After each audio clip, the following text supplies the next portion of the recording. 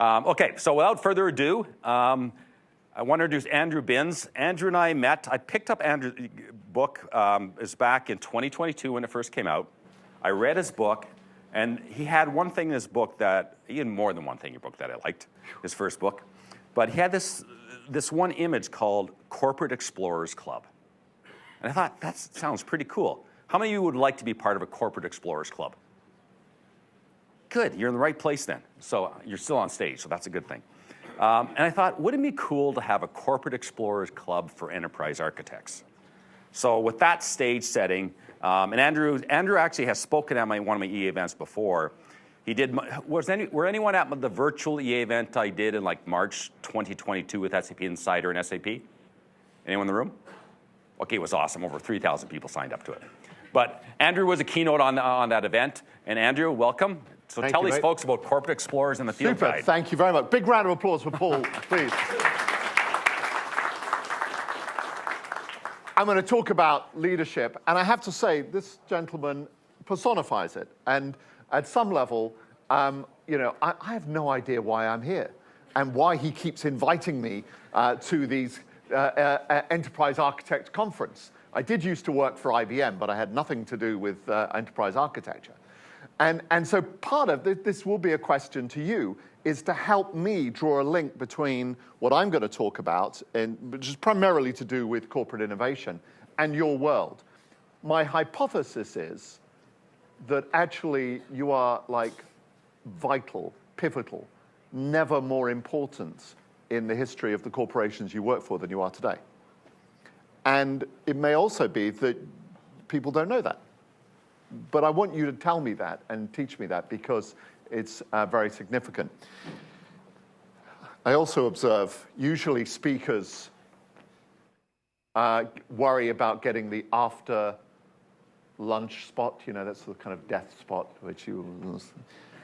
But now I'm sandwiched between Paul and Captain Proton. I mean, geez, what about it? So my guess is that over this conference, you've spoken a lot about AI and what it can do for business and this sort of epochal shift.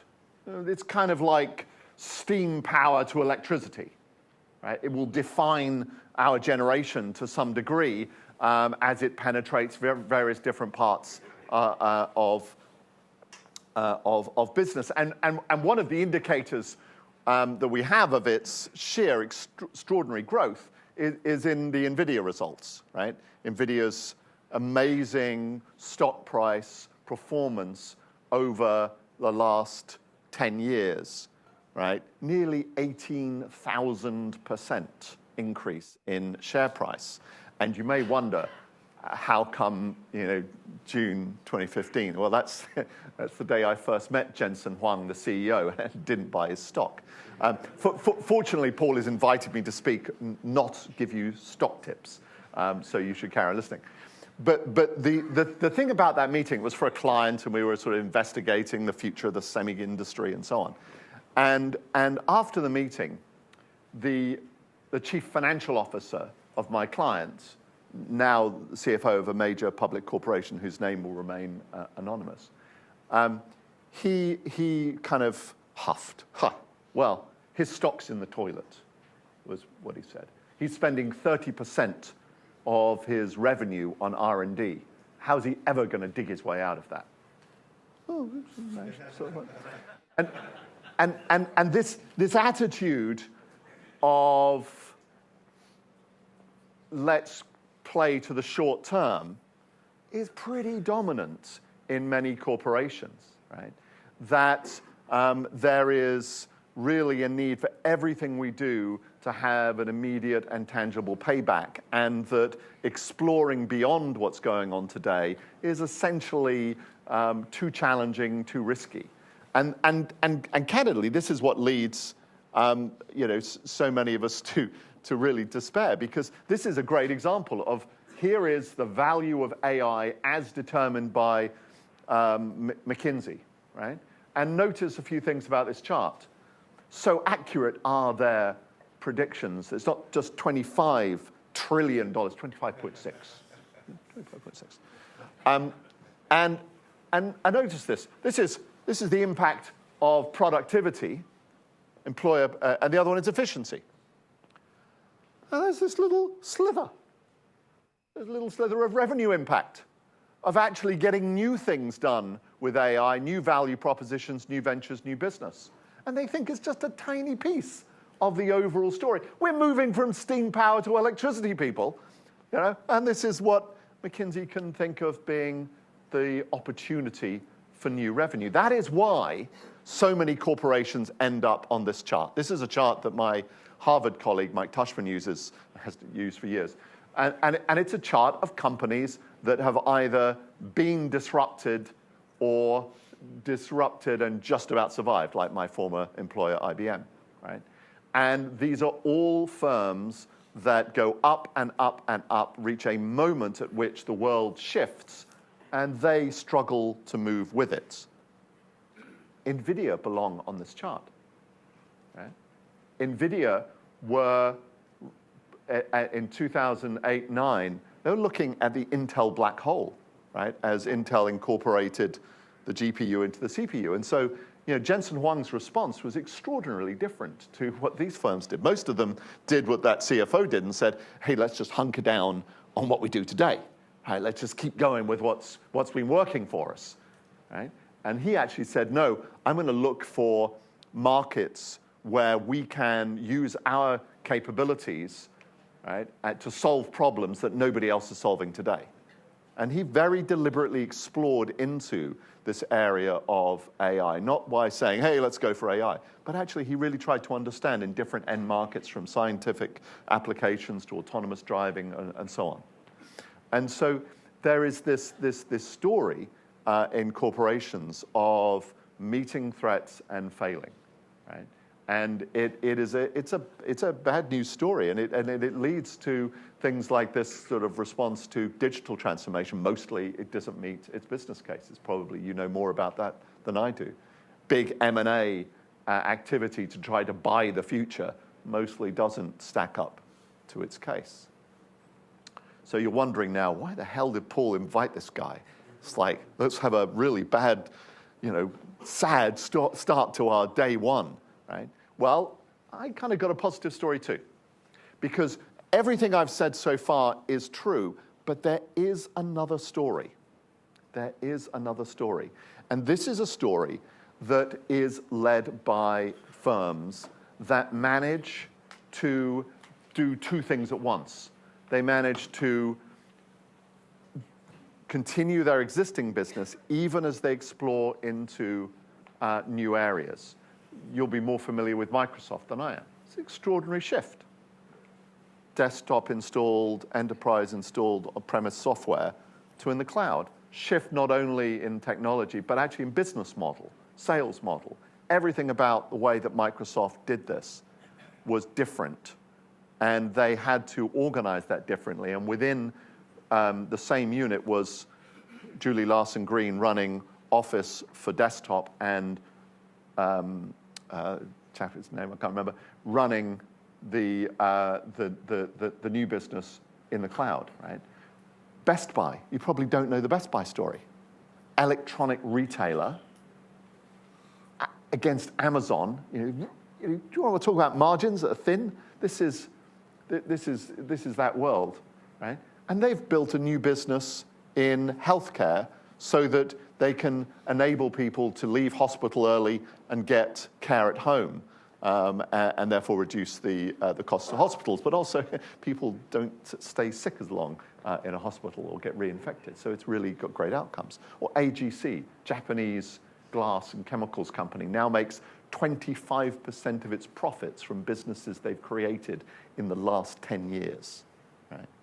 So there's one story which is really bleak, and then there's another story which is rather optimistic.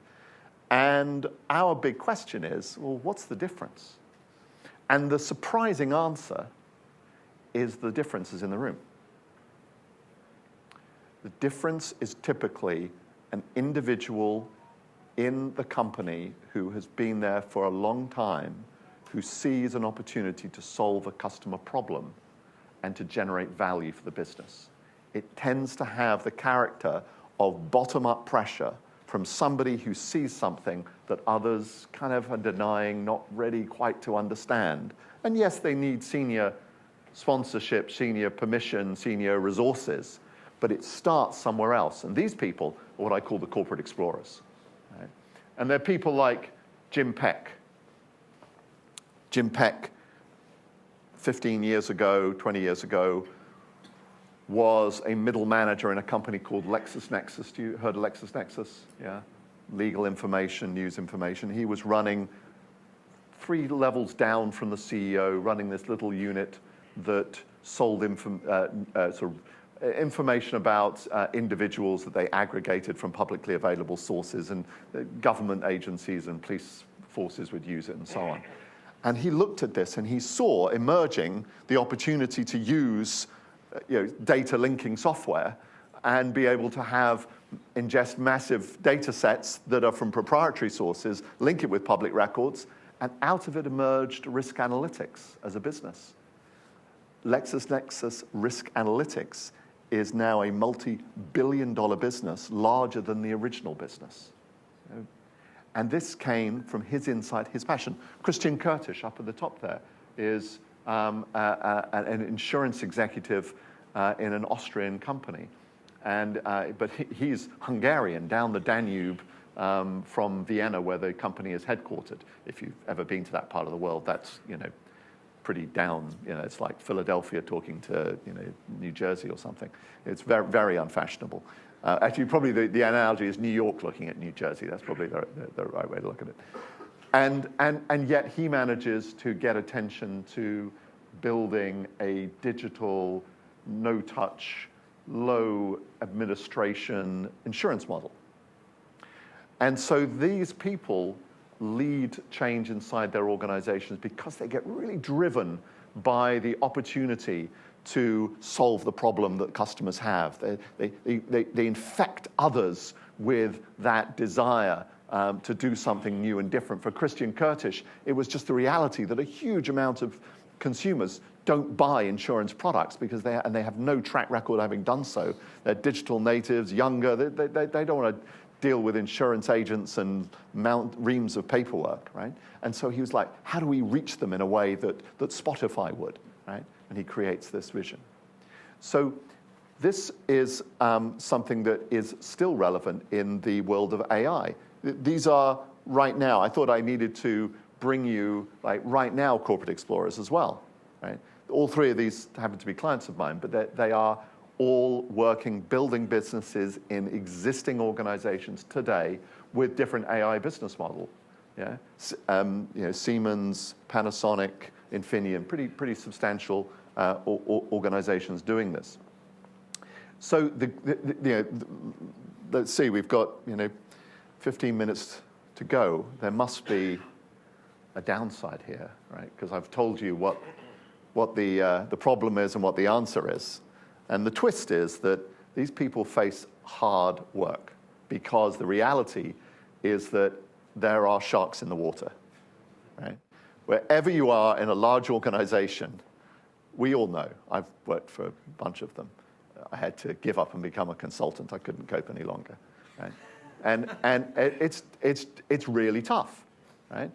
And what makes the difference between the successful and unsuccessful corporate explorer is their ability to work through these silent killers. Because it's not bad actors. It's nobody who's trying to undermine you. They may exist. But that's not really the story. Mostly, it's a bunch of rational people trying to optimize their business for the right reasons in the right way. But unintentionally, they lead to some really quite challenging obstacles for the corporate explorers. And I want to alert you to all of these. And as we go through it, I'm going to have a challenge because you might turn up in one of these. Yeah. Corporate explorer, silent killer number 1. We need more ideas, people. It's about ideas. What I love about this one is that it allows me to talk about one of my childhood heroes, Orson Welles. You know Orson Welles, great movie director, actor, wrote Citizen Kane and other great movies, really imaginative man. And as his career matured, he got a little bit crazy, and he got really into magic. And so apparently he would arrive at parties in Hollywood with rabbits in his pockets, just in case somebody asked him to pull a rabbit out of the hat. Now, unfortunately, your rabbits tend to leave other things behind, even when you pull them out, right? So it had certain consequences for Wells. But this is this notion of innovation as pulling the rabbit from the hat, right? That if we can just find the great idea, then we'll be able to leap forward and there will be lots of value and opportunity for us. Yeah? This isn't quite how innovation works. A great example for me recently of a corporation doing this is BMW. Right? BMW is extraordinary technology that is this e-ink. They bought it in from a startup, and this car can change its color at a flick of a switch. Whatever color you need, it can be. What customer problem does that solve? Getaway car, perhaps? That could be very, very handy. And this is the first piece that the Corporate Explorer really has to overcome, is that it's not about the quality of the idea, it's about the quality of the problem that you solve, that you have to work on, focus on, and obsess about. That's what makes the difference. And so those examples that I gave earlier, these guys are really looking at what's the customer problem that you solve. This is Timo Mühlhausen from Siemens. Timo's an engineer. He'd fit in this crowd great, right? And he says with humility, I went into the world thinking that I had the answer. 700 customer interviews later, I discovered I was wrong and there was a better idea that I could pursue. And his idea is how to leverage information about machine health for insurance rates and lower the cost of insurance to manufacturing companies. This is like a really important problem for them. Or Yoki Matsuoka. It's like a brilliant scientist who was in the founding team of Nest. She's now at Panasonic. They've set up this unit in Silicon Valley. And she's focused on how do you leverage AI and sort of human in the loop to help people who are stressed and can't get work done easily, and they need help to do this. And Daniel Schaffen over at Infineon working to lower energy costs using AI, using the physics-based model that they have for AI to do that. And they've got to be secure about the customer problem that they're solving, right? And the second silent killer starts to explain why that is so important, because the most common response, I find particularly in the US, is this act like a startup. This is tremendously corrosive to your potential success as a corporate explorer, right? Sounds intuitively like, give me more ideas. It sounds intuitively like, what you need to do, right? Let me explain where the problem lies. I'm going to explain it by asking you to have sympathy for Goldman Sachs. So, the reason people are ready to be sympathetic towards Goldman Sachs, one of those firms that we all love and cherish. And what they did is they went. There is nobody from Goldman Sachs here, is there? That's always a risk. They made the very rational choice of wanting to add a consumer bank to their investment bank, right? And compared to their competitors, JP Morgan, et cetera, they don't have one. And so they went into this building, firstly, a digital bank with sort of offering a better savings rate to capture particular consumers and so on. And then they started to do affinity cards for Apple and for GM, and then they bought a company that did home loans for home renovation. They bought all kinds of stuff. And you're like, what are they trying to do here? And the sort of the impact of all of these acquisitions and developments and whatever was $4 billion of loss. Right? They just spent money. This is moving fast without knowing the customer problem you're solving, without really understanding the value you're going to generate. And the justification that the CEO provides, we're big. We've got the biggest capabilities, the biggest balance sheet, we're big. Okay? This is the corrosive problem when you're asked to act like a startup. Let me give you another example. This is a real example that I had last year. A chief strategy officer of a different bank. These guys are a retail bank. He had research to show that if we could develop a digital-only bank, we could access new consumer groups, not needing the cost of brick and mortars. We could really reach a different group. But I need to figure out whether this is going to work. And so he goes to the board and says, "Board, give me $5 million to," which is a fair sum, right? To just prove out the concept, find out whether this has any value. Their response: you can have $500 million because you're going too slowly, act like a startup. A year later, project was wound up, the money was lost. Why? Because they could never spend enough to build the brand. That was knowable before they started. They didn't need to spend $500 million building out the technical architecture to prove something that was already discoverable, right? And this act like a startup logic forces you to invest well ahead of your learning, well ahead of what you know or can possibly validate, right? And the logic is that corporate explorers follow is to think about this as being about ideation, incubation, and scaling, right? And to understand that ideation is all about nailing this customer problem, but incubation is finding out whether the solution you have is what they want, whether they're willing to pay for it, or whether actually they already have an acceptable answer or workaround, right? And so the alternative logic is that let's go for the big idea, right? As a corporate explorer, what I would ask you to do is to try to flip this logic. Start from the inside. What is it about the market that you're serving that you think is interesting?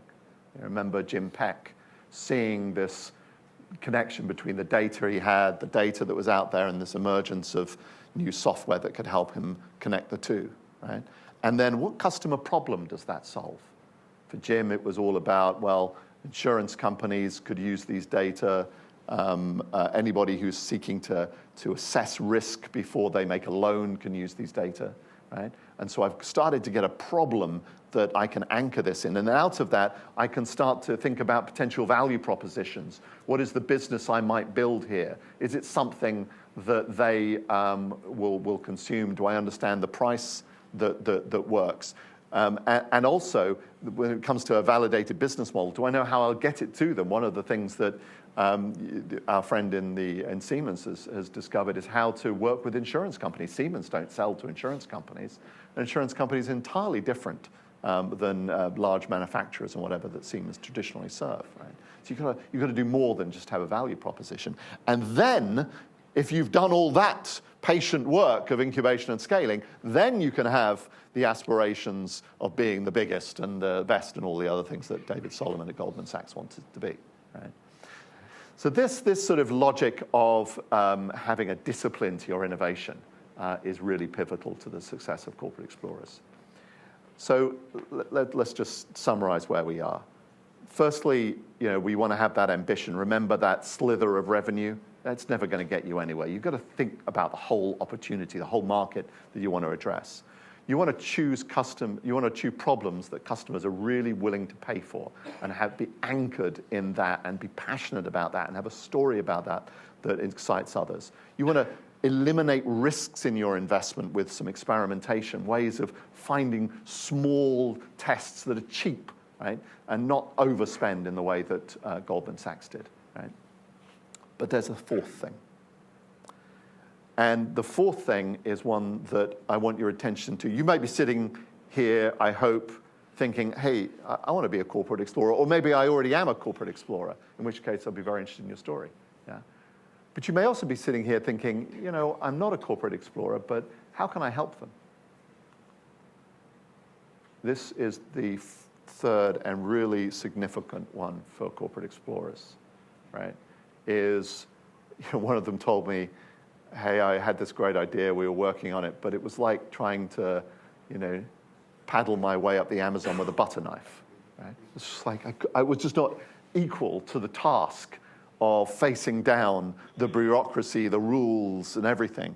And some of those rules are HR. You can't hire people with those skills around here, or we don't pay those kinds of rates. Legal, that's a sort of a contract risk we're not willing to accept. Procurement, this is a really great story, was working for a large US automobile company, and they want to do small-scale experiments.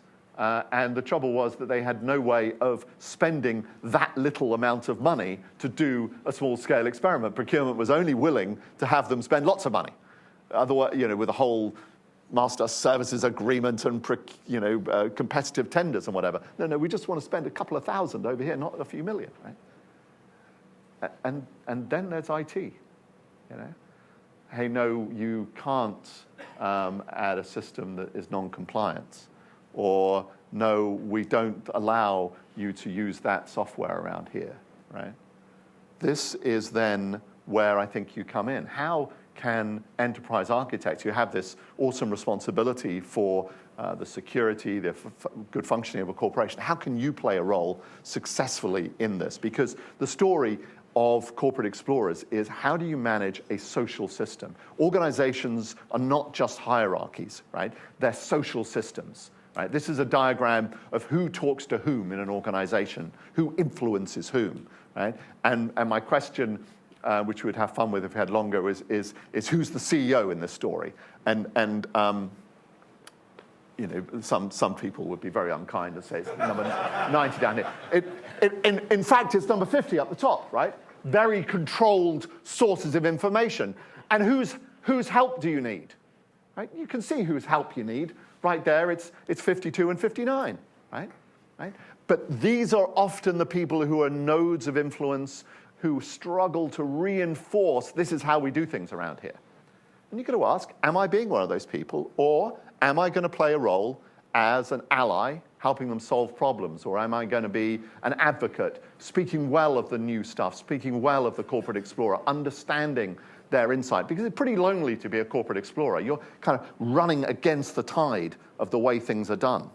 And so whether you be a corporate explorer or an ally of a corporate explorer, this is about releasing in your corporations the power of AI business models, whatever new business models you're talking about. It takes this quality of leadership, just like it does in an entrepreneurial firm. If we look at Apple or Amazon or any other firm, we think, Steve Jobs, Jeff Bezos. We don't think, what a fine process. My word, I wonder what their architecture standards were, right? We think about the individual. And that's what the Corporate Explorer is. And so I hope that you'll take that opportunity to be the Corporate Explorer for your corporations and to help those that are already there. And to help them build a social network around the idea. As Paul said, we want to invite you to be a corporate explorer and to join our club. And so this is the LinkedIn group that we've started. We'd love to, I think, probably spin out an enterprise architects section of that. And that's where I want you to tell me what role you play, right? Because I genuinely believe there's this extraordinary connection between the work of the corporate explorer and the work of the enterprise architect in the future. And that's why my final quotes, do I do my final quote at this point? Very good. Is that in all of these examples, most of them are not given the responsibility, they take it. And so I would ask you to take that opportunity as well. Thank you. Actually, just a second, thank you. Stand by the slide, the real Andrew against the image. Ask you to snap a photo of Andrew and feel free to share it. There you go. Great. So just a couple things. We do have a couple of minutes. So Andrew will be signing a book at Break on the Corporate Explorer Field Book. So the guide, do you want to I'll tell talk you. about that? So I've written 2 books. The first one is Corporate Explorer, tells some of the stories I've described. This is a field book. This is written by the corporate explorers themselves. And it says, here's how we do it. And knowing the crowd, Paul was like, we should do this one, and it's kindly sponsored by my friend here. Pure Storage, Peter from Pure Storage. Peter, do you want to stand up? So Peter was a key in bringing Andrew here. Thank you, Peter. So I have a question for you. You and I did a survey a number of months ago on basically asking some questions of enterprise architects about being corporate explorer. What did you get out of that survey? What were some of your insights? That it's bifurcated. That there's a bunch of people who are, we do this already, we really know how to create test environments, we can enable explorers in our business very easily. And others who are like, I don't know what you're talking about. We're totally, that's so hard to do in our environment, really challenging. And corporate explorers who jumped in and had very specific complaints and irritations. And honestly, this won't work in SAP is a common refrain, and that came out as well. So it's entirely bifurcated. So there seems to be like a sort of, I don't know, is this sort of a maturity of system? Is it a maturity of corporation? I'm not sure, but there's something to solve. Great. Can you go back to the previous slide? Yeah. So after listening to Andrew, so who wants to join the Corporate Explorers Enterprise Architects Club? Anybody? I think we've got an increase. So a couple more things, and one more shameless plug in a way. We have a joint friend named Aidan McCullum. Yes.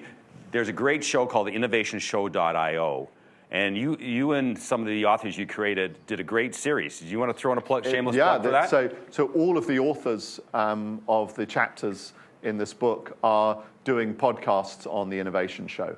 And we're not even halfway through yet. So yeah, lots to come. Remember I mentioned about curation and sense making? So in essence, this field book, Andrew has done a great job of curating material from a number of different authors to construct this field book. Great. So we all know what's next, right? No, but here's the thing. I had a flag moment. It's not what you think is the moment. I'm a man of many flags. So this is my alumni flag. So this was the first flag I pulled out of my bag. Thank goodness I had a second one here, which was the original. You've all had moments at some point in time in some situations. So here's the drill, Andrew. Okay. Everyone will stand up. All right.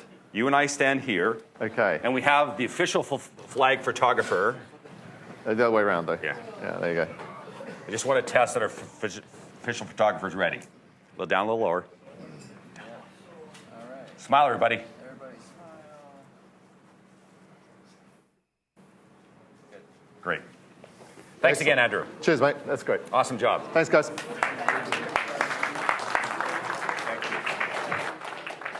The clicker.